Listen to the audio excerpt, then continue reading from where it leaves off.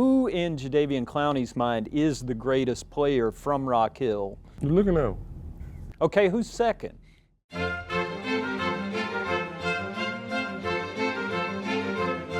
All right, welcome to a special free agency edition of Ask the Old Guy, the video mailbag. The old guy. The old guy, that's me. Do you feel like an old guy now, Jadeveon Clowney? That's what they call me in the locker room, So sometimes I'd be like, I'm not that old, but I don't feel old. It's been a long while, though. It's been a long ride, but I don't feel old. It's been a while, but it's been a long time since you were a prep star in Rock Hill, and we were just talking a little bit ago. I mean, it's got to be coming home to you. It's got to be overwhelming almost at times, just the realization that you get to finally play in this building that you grew up so near and seeing on TV. Oh, it's great, man. I got, like I said, all my family and friends are right down the road. I grew up 30 minutes away from here, and to come back 10 years later and play in Bank of America Stadium is going to be a great for me and my family. So I'm looking forward to it and ready to go. You mentioned earlier watching this team on TV. There was a pretty good comparison to you early on. I remember being at the ceremony where you committed to South Carolina. You're on national TV, ESPN Live, the whole 9 yards from Rock Hill, and you were getting compared then to a guy named Julius Peppers. What does it mean to kind of walk into this same building now where he used to roam these halls?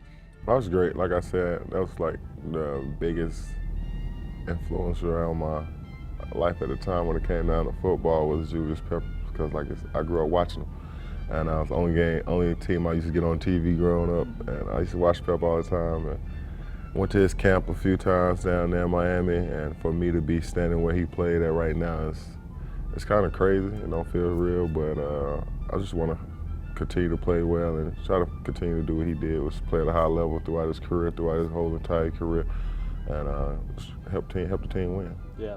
You are part of a rich legacy of players from Rock Hill, South Carolina. It's the biggest little football town in the world. You've probably heard that a lot.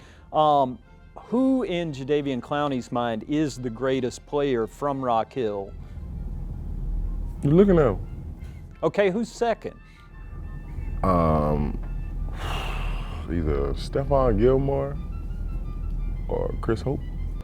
All right, the way we do this mailbag, some of the questions from me, some from our readers and viewers here at Panthers.com.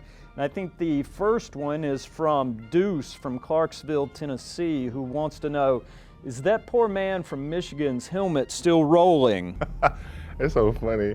I get asked about that hit, and it was like, what, 15 years ago, 13 years ago? And I just was telling people, like, man, I wouldn't even think about the helmet. I was just like, I'm just glad to get the ball back so we can kind of win this game. That's all I was thinking about was the ball, but when they started talking about the hit, I was like, it was a good hit. It was a good hit, and you became known for that. Did you go back after the fact? Have you talked to that man? No, but I was signing some autographs and stuff that the pitcher and the helmet, and he had signed it. I was like, he's signing this thing after he got hit, but it must have been doing him some good too. I think if you're a part of something like that, you're okay with it at a certain point. So Josh from Emerald Isle, North Carolina wants to know, what number are you going to wear here? 7. 7, taking it back old school. All the way back to high school. I grew up, like I said, down the road. I lived on Carolina Avenue, right?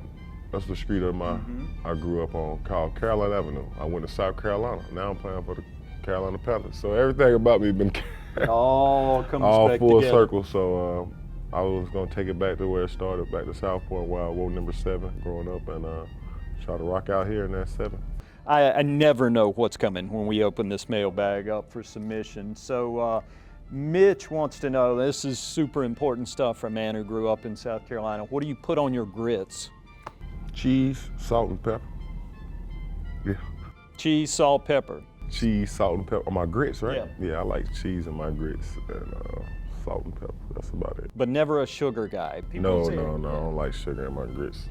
That feels like dessert to me. Yeah, I'm stay away from that. Yeah. All right, and Rob in Charlotte wants to know what the go-to order at Bojangles is. How do he know about that? Bojangles. Oh my God, I love Bojangles. That's the thing I stay away from since I moved back. I haven't had it in a while since I've been living in Houston for the past year. As soon as I come to the airport, I get the Supremes, I get the Cajun fries, and a large sweet tea, unfortunately. If you had any doubt that this man was a native, that takes care of it right there. He's got a go-to bow order. He knows exactly what's going when he comes Unless back. it's breakfast, and it's different. Yeah, what's the breakfast call? Cajun filet chicken biscuit, add an egg. That's pretty good. I love Bojangles growing up. It's that time. Well, you've got a lot going on. We appreciate you taking a couple minutes. Jadeveon Clowney, ladies and gentlemen, he's back. Yeah, I appreciate y'all having me, man. I'm looking forward to the season, and let's have some fun. Let's do it. Let's do it.